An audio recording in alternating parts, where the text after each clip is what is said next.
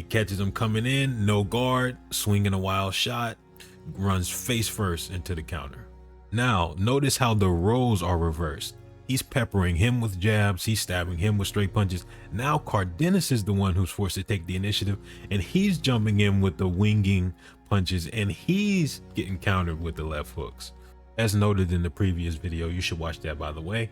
INOUE has two primary states in which he fights.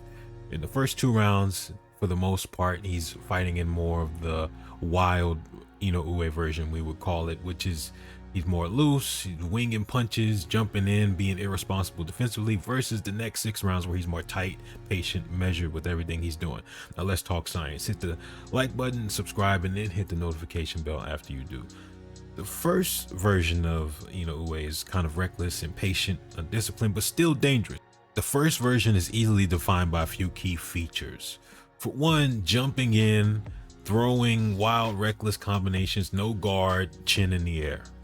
Although it should be noted that it's not necessarily black and white. It's not like he's in the wild mode or the tame mode just purely.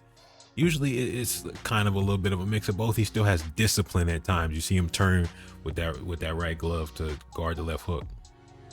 Now we can see him slowly slip more and more into that wilder version because the guard is going to start to dissolve as he's leaving range, like how he does right there. And then it's going to progress into a lack of guard as he's entering range. Then the high guard is going to turn into a loose shell, but right there he is trying to slip the jab, so it's kind of natural to lower your hands, but still we're going to see the progression. And also he'll start to throw dangerous shots with no setup, just jump in, boom, throw a left hook. Then eventually the shell dissolves and now there's really no guard at all. But there's still moments of discipline, but the frequency and intensity are increasing, with which he becomes more and more relaxed and less responsible. Now here's where things get interesting. With almost every big event in a fight, there are generally precursors, examples of that very same event, just with different circumstances before the big major event happens. This is one of those situations. Jump in, no guard, chin in the air, throwing a wild body shot, no setup, just jumping and throwing a dangerous shot. And you see Cardenas looking to counter that entry with a left hook, as he's been trying to do since the opening bell. Now we basically have a full-on wild INOUE at this point. He's on the hunt, he has his opponent against the ropes, he's throwing a combination and he's following his prey. But Cardenas has been trying to time that left hook this entire time, and he catches him coming in, no guard, swinging a wild shot, runs face first into the counter. Just like the process of slipping into the wilder version is kind of gradual, the same is true for becoming more disciplined. We see him start to show more shades of a disciplined high guard in response to everything that's coming from Cardenas.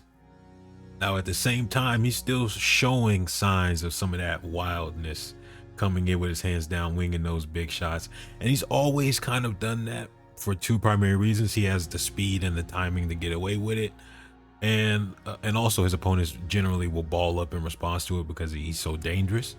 The second is he likes to brawl, which is something he's admitted himself after this fight, and I think in the past before. So he has to ease into his discipline while avoiding bomb like that.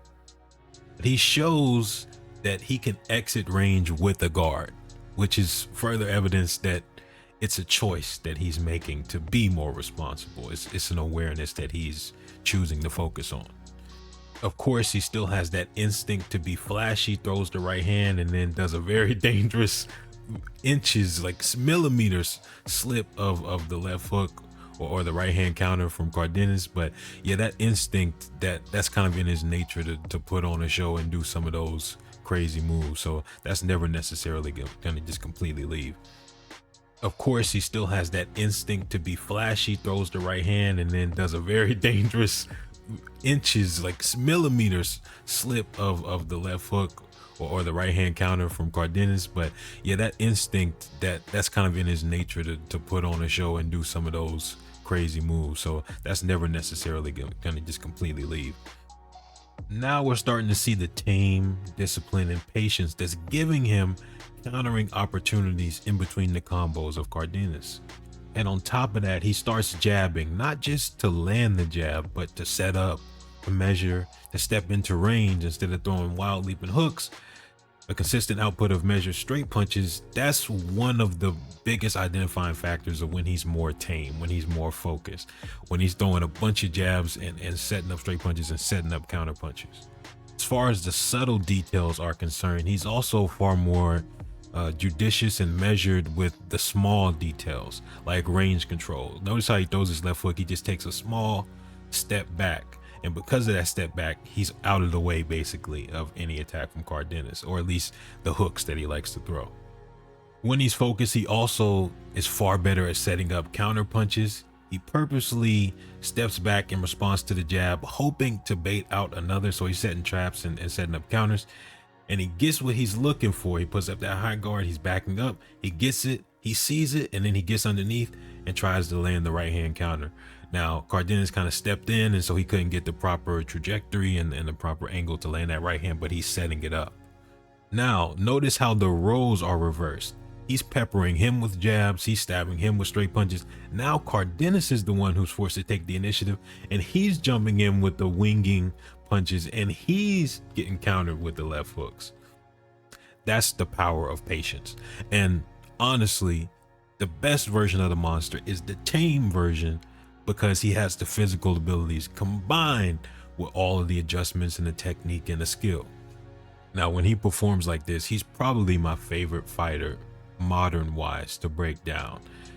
He makes the adjustment with that counter right hand that we saw earlier. It's the exact same setup. He's backing up to bring out the jab, and he puts up the high guard to bring out the jab. So it's two things to bring out the jab. Once he sees it coming, gets underneath it. It's the same response. He ducks underneath the jab. And it's the same right hand, but the difference is he's at a better range, so he adjusted the range and he adjusted the trajectory to land that clean counter. Just beautiful adjustment.